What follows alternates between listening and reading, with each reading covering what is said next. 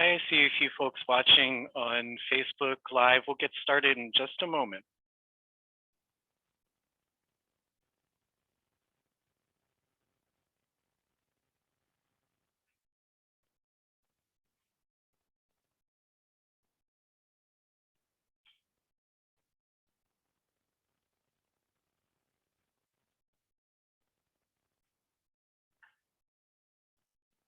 Hi there, welcome attendees. We'll get started shortly.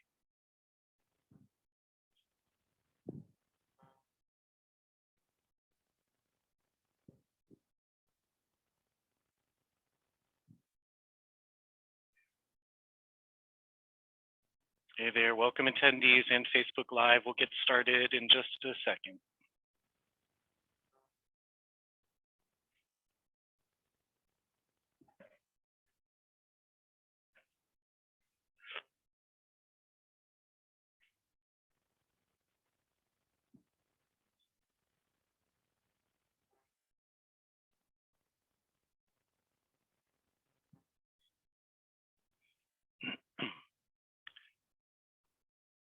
All right, well, welcome everyone. I'll just start out with a little bit of housekeeping. My name is Wing. I work with the City of Portland on the Fix Affairs, which would normally be in-person events that we hold 3 times a year, bringing you community resources. But due to the ongoing situation, we are providing online workshops with the same resources and partners that we would usually see at our in-person events.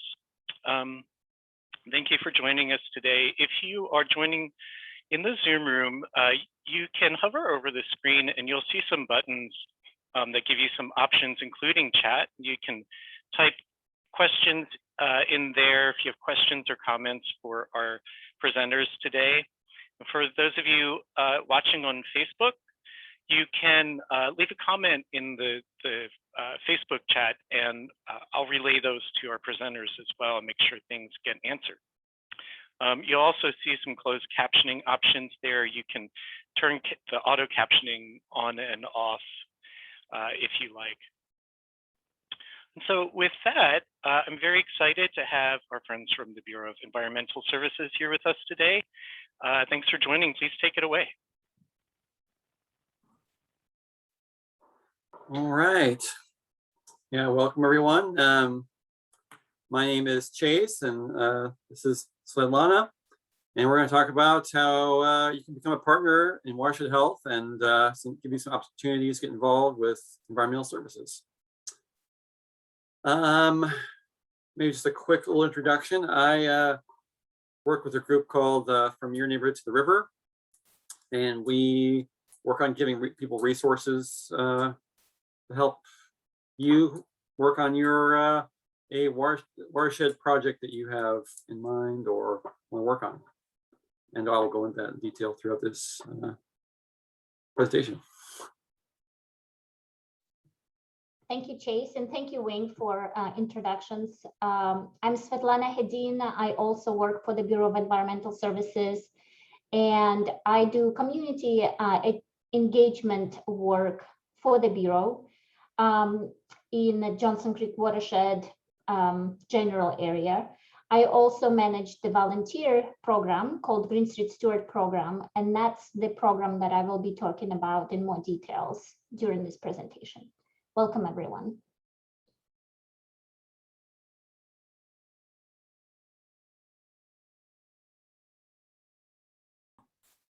So yeah, we're going to be talking about some stormwater challenges, some green solutions to those challenges, and ways you can get involved by either being a Green Street Steward or ways, funding opportunities for your watershed project.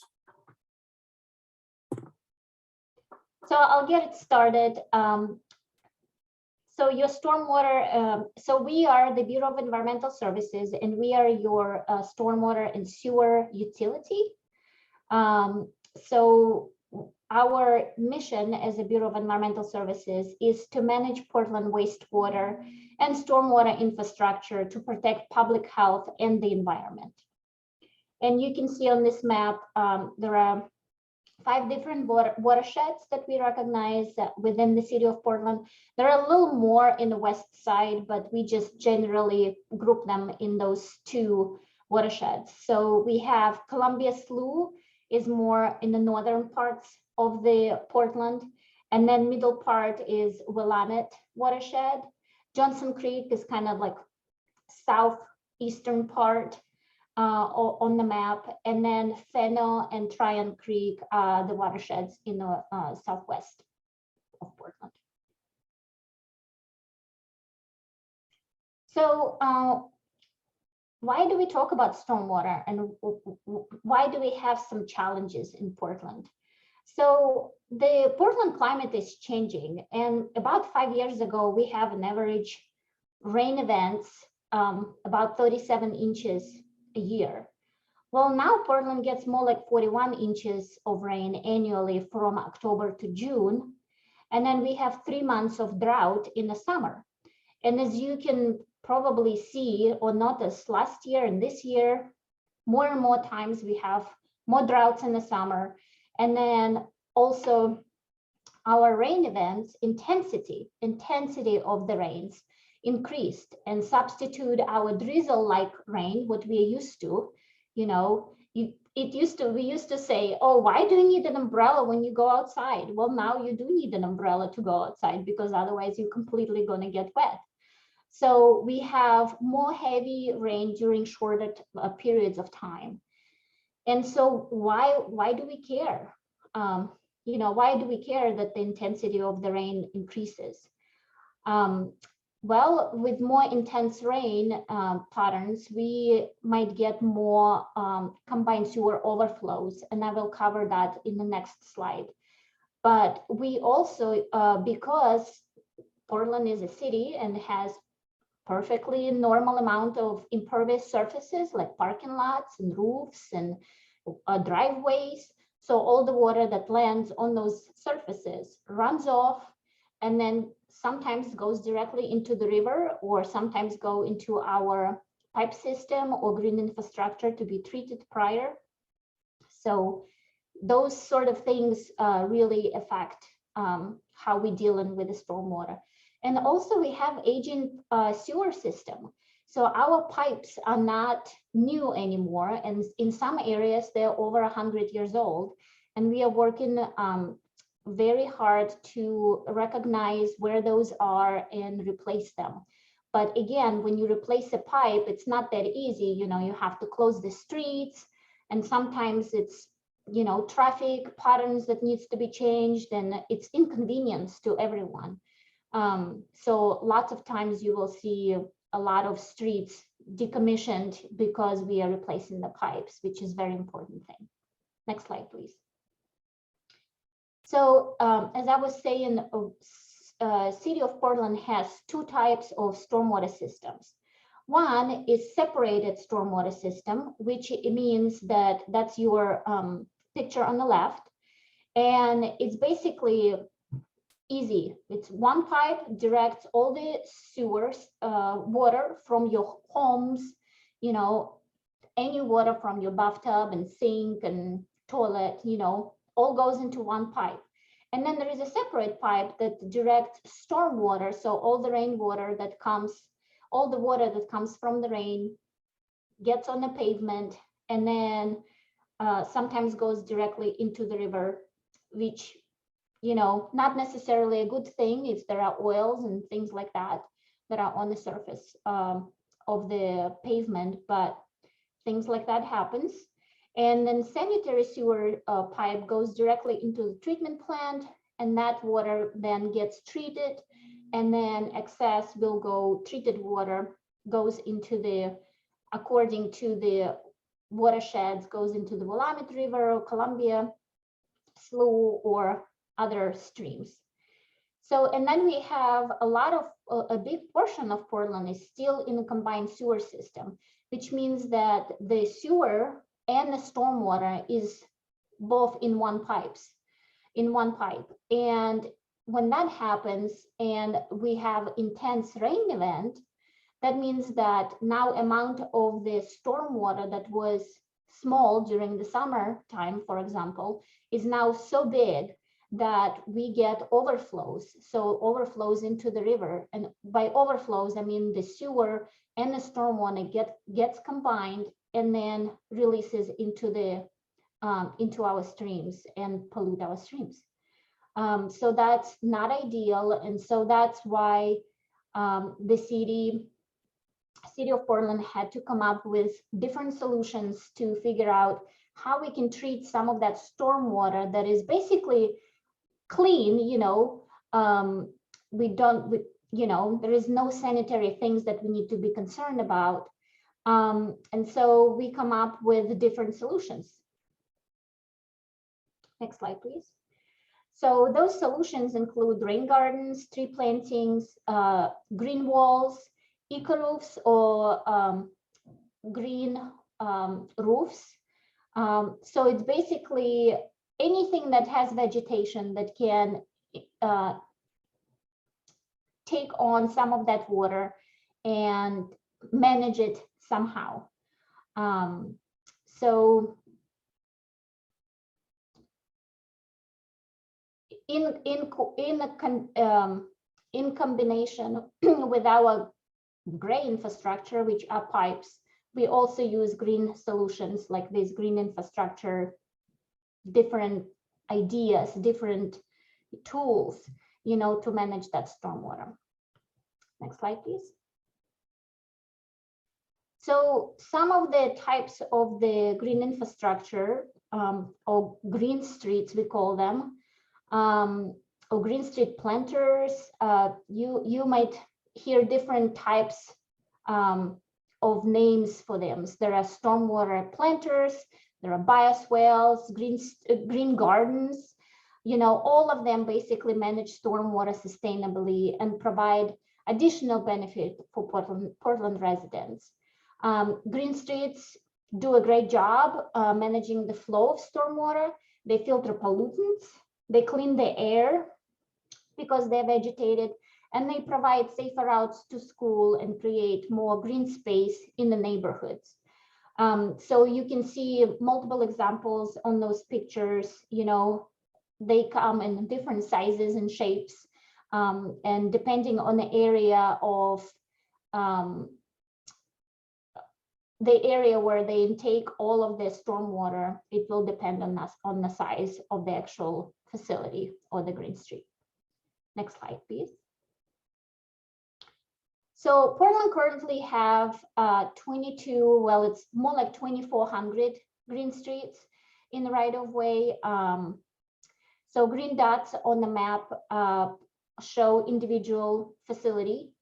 And as the city builds more green street facilities, the maintenance need also increases. And to address the pressing needs for the maintenance, the City of Portland Bureau of Environmental Services initiated a unique and innovative way to partner with residents, businesses, and nonprofit organizations to care for these green street facilities.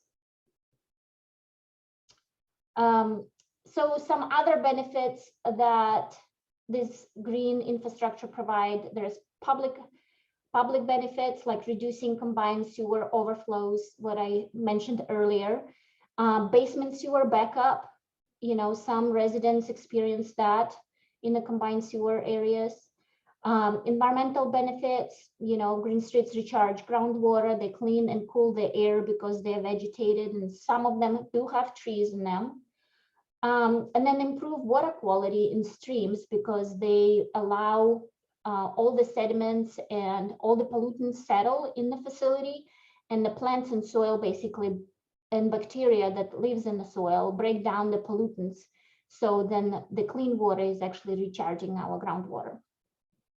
And then community benefits like pedestrian and bicycling safety, and just, providing beautification in your neighborhood.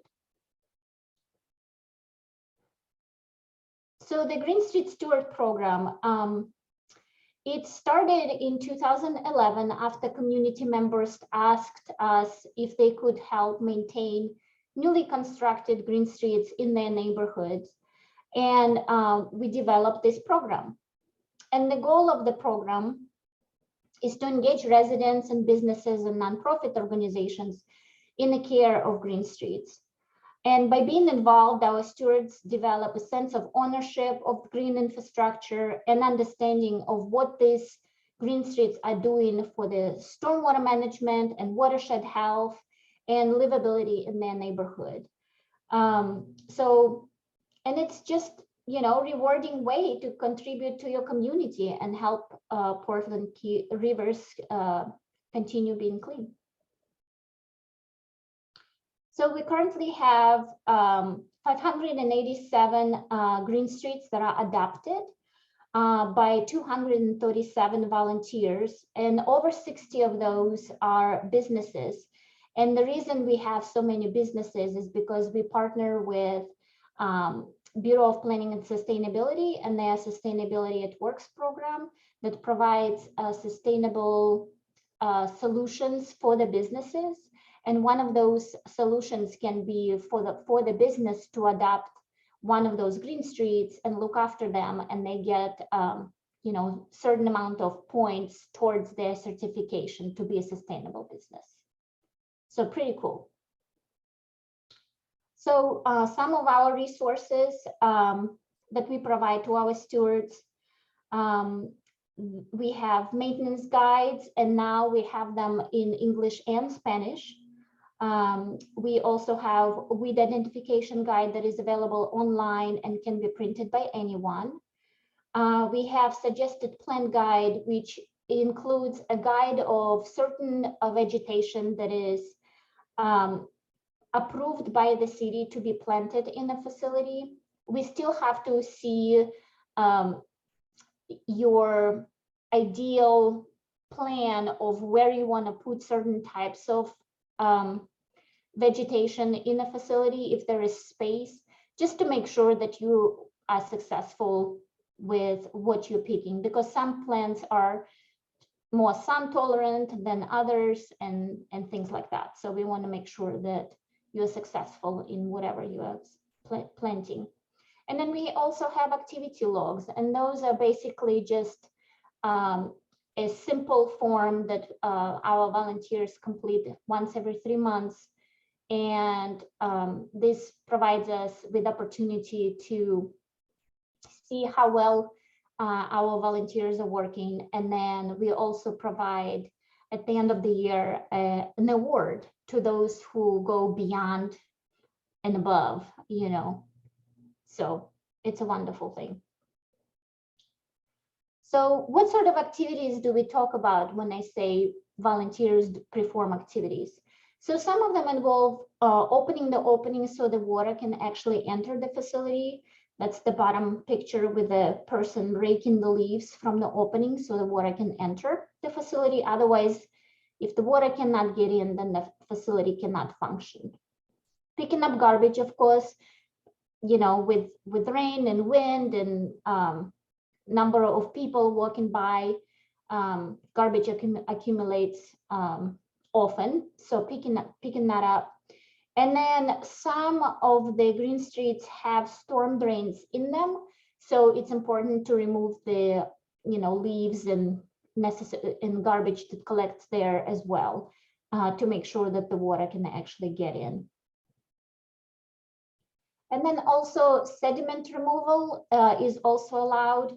And when you remove sediment, we want you to put it in your garbage because it could be hazardous depending on what's being laying on that street and how it's been collected. And also weeds. If you know your weeds, you're welcome to remove them. If you're not sure if something is a weed or not, don't worry about it, because even if you adopt as a green street and look after it, our maintenance crews will still go and perform their activities, but they can come maybe once every 3 months or so. So in between their visits, it's good to have like eyes on the facility and make sure that it performs, or if something is wrong, something is happening, like if the tree got, if the tree is broken, or if something else happened, like cars get in them or something, and I don't know, some other things. It's good for us to know that things like that happen, and so that's another opportunity for volunteers to provide that information to us, so we can send the crews earlier so they can deal with the situation. And then we have community partners that we work with. We work with Central Eastside Industrial Council and their district. Taurus and People Places Things are basically two companies that work with a community whose English is second language or third language. So they teach English to those adults that, you know, immigrate to Portland or come, you know, to Portland from different places. WOZ is a workers' rights education project, and they are basically day labor community, and they are mostly Spanish speakers, so we partner with them as well. Solve, of course, Surfrider Portland chapter. Those are the people who surf in the ocean, but they live in Portland, so they do understand how the connection between living in Portland and doing work in the city and how that affects the ocean, because all the water from here basically ends up in the ocean eventually. And then Johnson Creek Watershed Council, Bureau of Planning and Sustainability, of course, with their Sustainability at Work program and the Fix It Fair. And Water Bureau, we do a lot of presentation for Children's Clean Water Festival. And here's some information if you would like to become a steward. Here's a website where you can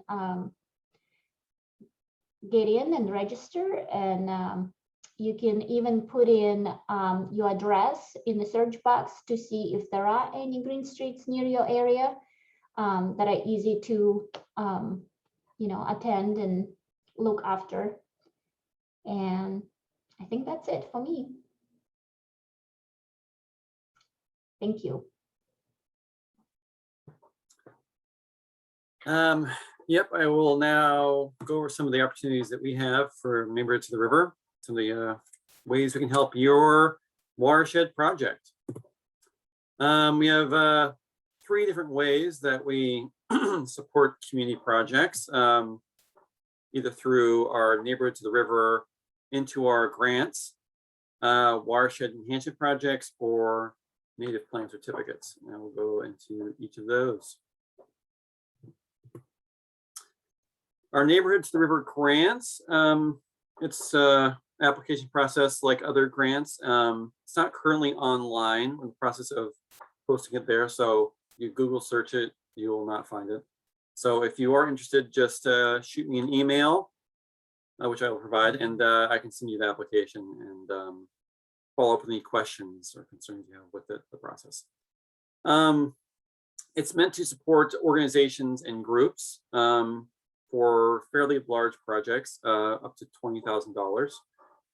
The criteria for this grant is watershed benefit, which means putting native plants in the ground in a location where they aren't already, or providing education about watershed health, or doing an art project that is watershed focused.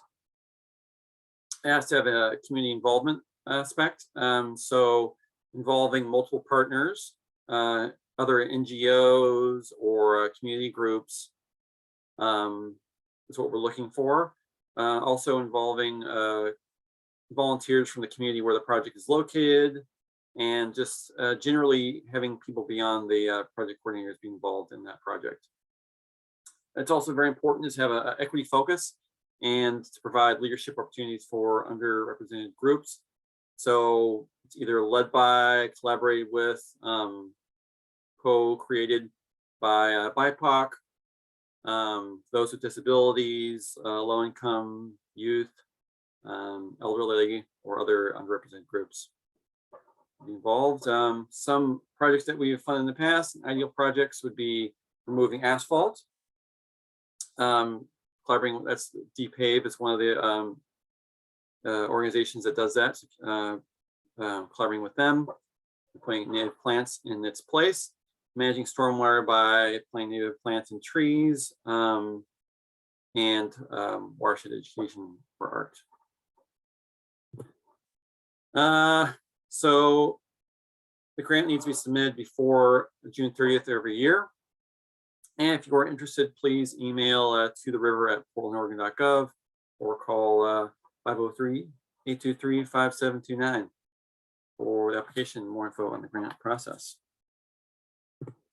Here is an example of a grant that went through the entire grant program, the Cooley Rain Garden Project. This was led by Verde, which works out of Cooley and does a lot of amazing work in advocacy and helping low-income people there get jobs. One of their projects was installing rain gardens around Cooley at low-income households. And through 2020, 2021, they installed 7 different locations. Over 800 square feet of turf grass was converted into natural landscape, and 400 native plants were installed. So very, very cool. They had multiple partners with the Columbia Slough Watershed Council, Habitat for Humanity, Multnomah Youth Co-op, and Backyard Habitat Certification Program.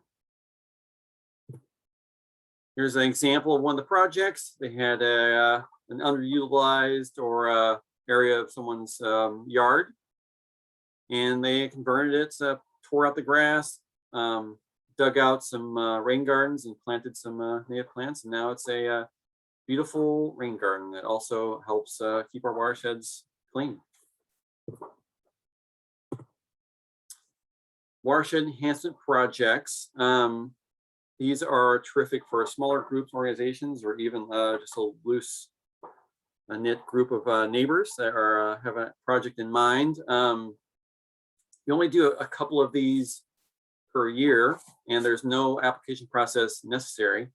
You just need to reach out to us with your idea, and if it seems like it provides a community benefit and it's in a publicly accessible place, we will help you put that project together. We would purchase supplies directly and organize the events. That's a terrific option for those with limited staff capacity and for more technical projects such as large rain gardens or planting projects, because we will provide the assistance. It's also great if you have volunteers involved that you can come help with these projects. That's what we're also looking for in these kinds of things. Can involve native plants, paving, watershed-based art, and education. They're very similar to the our grant program, except that, as I said, no application. It's for smaller projects. So probably in like the maybe $1,000, $5,000 range. Yeah, we would lead it. Some examples we've done in the past is working with public and private schools, community gardens, and on PBOT managed right-of-ways. Which a little side note on the right-of-ways is that they do require permitting, and so that can take a little bit of time, but we have had some successful projects in those locations. So be deterred. Important note is it cannot be on private property. So an example of a watershed enhancement project that we've done in the past was White Oak Cummins in 2019.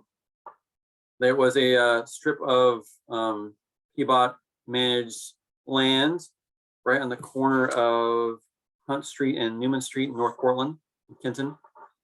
And there was a beautiful white oak, Oregon white oak, standing there. These are amazing trees that provide all kinds of benefits to natural critters and animals. But this unfortunately got sick and had to be cut down for safety reasons. So we were contacted by a neighbor that was interested in planting another white oak here, or potentially turning this location into something that could be enjoyed by the neighbors. So we organized a community meetup so everyone could come and collaborate and bring their ideas to the table and come up with what did they want to see this location turn into? What do they want it to be? What they chose was a naturescaped area, and that would have a replacement white oak tree, and to use the old white oak as kind of seating and borders for this location. And so we organized a planting day. We brought tools and plants and mulch, and all the neighbors showed up and helped put it together. It was there's many planting events, and you can see the old white oak there around the border. Yeah, making it happen. And at the end, we have this beautiful Naturescape area that's still there today. You can see the that little tree in the middle is the Oregon white oak that will hopefully grow and be as big as the old one. So these are the kind of projects that we're looking forward to helping with, and please reach out if you have an idea on a publicly accessible piece of land or area. The last thing I want to touch on is our native plant certificate. This is for much smaller projects and can be on private property. For individuals, you can request $100 maximum. If you're a community organization such as an NGO or a neighborhood association, you can request $500, or any other community organization, really, school or what have you. These important to note that we give you essentially a gift card to the Bosque Dell Nursery, which is in West Lynn, about 30 minutes or so outside the city. So we give you these funds. You go pick up the plants, you buy them, come back to your property and plant them either in your front yard or your planting strip, somewhere that's can be visible to your neighbors. Yeah, we like to have your neighbors could come help plant the plants. That's great. We like to see that. It's a pretty easy application process, just one page. So it's not as intensive as the grant. We just need a planting plan, what kind of plants you're going to get, where they're going to go. And that's and you can have your own native plants in your front yard. It is important to note that N2R only works in very specific areas in Portland. And this map shows those are project areas. So unfortunately, if you are not within these green shapes, these resources will not be available from us. But luckily, there is another program at Bureau of Environmental Services that's very similar resources, gives very similar resources like we do, and that's the Community Watershed Stewardship Program. They have a very similar grant program and native plant certificates, so that's available to everyone in all of Portland. So if you happen to be outside that map, and also if you're unsure, you can always contact us, and I can let you know if you are in our project areas or not. Here is their contact information, and I can also provide that for you as well. And that's all I have for our resources. If anyone has any questions, hopefully I didn't blow through that too quickly.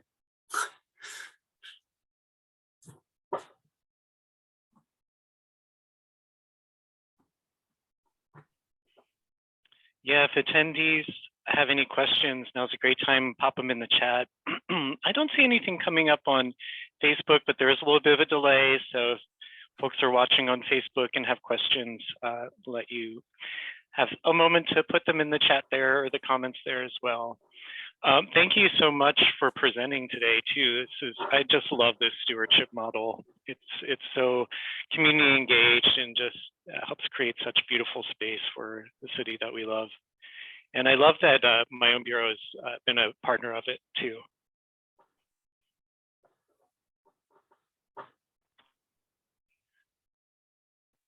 All right, well, it doesn't seem like there are any questions. Chase, Svetlana, thank you so much for joining today. We will have a recording of this session. They'll go up on our YouTube channel, and you can check it out through our website as well. And attendees will get a thank you email after this, an opportunity to fill out a survey that puts you into a little bit of a raffle as well. So thank you for filling out the survey and attending. So thanks all. Hope you have a great day. Thanks for having us. Absolutely. Thank you so much. Yeah, for sure. Bye for now. Enjoy the day. You too.